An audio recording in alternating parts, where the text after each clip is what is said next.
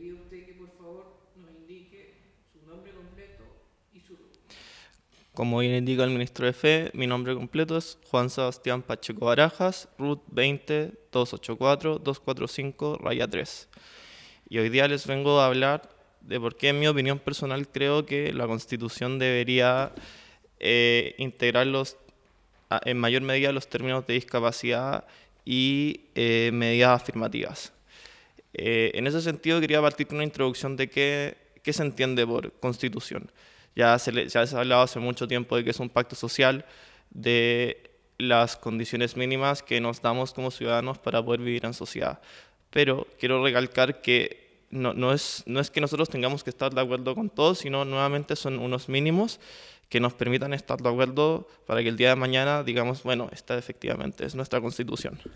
En ese sentido, quiero tirar una cifra en primer lugar, que en Chile los estudios del año 2014 y 2022 del ENDISC han dicho que existe entre un 15 y un 20% de personas con discapacidad.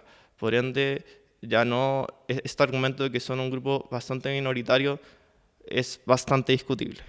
Después quiero entrar a hablar de qué es la discapacidad en su modelo social, ya no solamente un modelo médico, porque la discapacidad hace varias décadas se veía solamente casi que como una enfermedad o una deficiencia corporal que debía ser resuelta por los privados solamente o las clínicas. Hoy en día, con el paso de los años, con la firma de diversos tratados internacionales, se ha llegado a la conclusión que la discapacidad debe ser vista desde un modelo social. ¿Qué significa esto?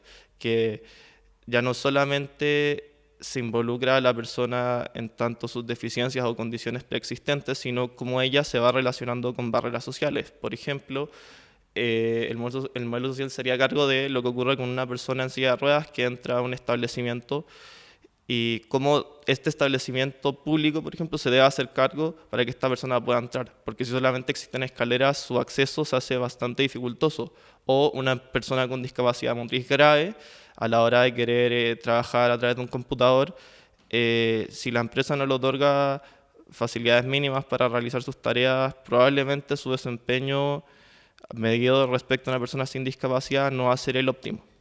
Por eso creo que es relevante que el Estado tome un rol primordial y ya no solamente sea el trabajo de fundaciones, que es muy loable, pero también creo que es necesario que el Estado intervenga.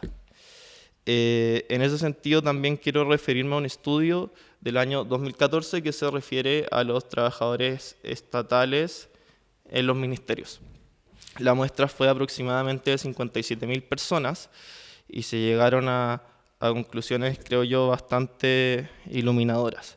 Por ejemplo, una de las barreras más notorias para las personas con discapacidad ya no era el entrar al puesto público, sino poder ascender dentro de la jerarquía, porque pareciera ser que una persona sin discapacidad era mejor vista siempre por los superiores, más allá de que estuvieran en igualdad de habilidades técnicas, por ejemplo. También en temas de accesibilidad, las personas, por ejemplo, con silla de ruedas tenían dificultades para moverse de su lugar de trabajo a la salida, por ejemplo, y como se ve acá, este estudio va mostrando de a poco cómo las personas con discapacidad van encontrando barreras que en un principio se ven, que no se ven, que no se habla tanto. También, por otra parte, llama la atención que a pesar de que en Chile haya un 15% de personas con discapacidad o un 20%, solamente en los ministerios había trabajando un 2,2% de personas con discapacidad. Por ende, uno podría concluir que existe una subrepresentación de este grupo y que pareciera ser que los mecanismos de igualación de oportunidades no están funcionando del todo bien. Y es en ese sentido que las medidas afirmativas que hablé en un primer lugar podrían ser una solución a este problema. Porque, a ver, estas se definen como toda acción utilizada por poderes públicos y aquellos provenientes de los inputs que ejercen los individuos en las esferas públicas, tendientes a lograr políticas públicas, prácticas equiparadoras y restablecedoras de derechos fundamentales.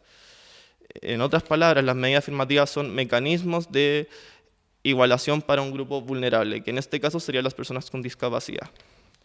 Y para concluir, entonces, Creo necesario entonces que del anteproyecto se protejan los siguientes artículos, o se mantengan: el artículo 24, el artículo 25 y el artículo 5º, inciso segundo del anteproyecto, con miras a la protección del grupo de personas con discapacidad, porque son un grupo vulnerable y esto de nuevo se viene demostrando a lo largo de esta disertación, especialmente en el ámbito laboral, porque pareciera ser que no solamente están subrepresentadas, sino que a la hora de poder realizar sus labores no cuentan con medidas necesariamente en todos los espacios de accesibilidad. Y yo creo que la Constitución puede ser un mecanismo para fomentar políticas públicas. Agradezco su presencia y participación en este acto significativo.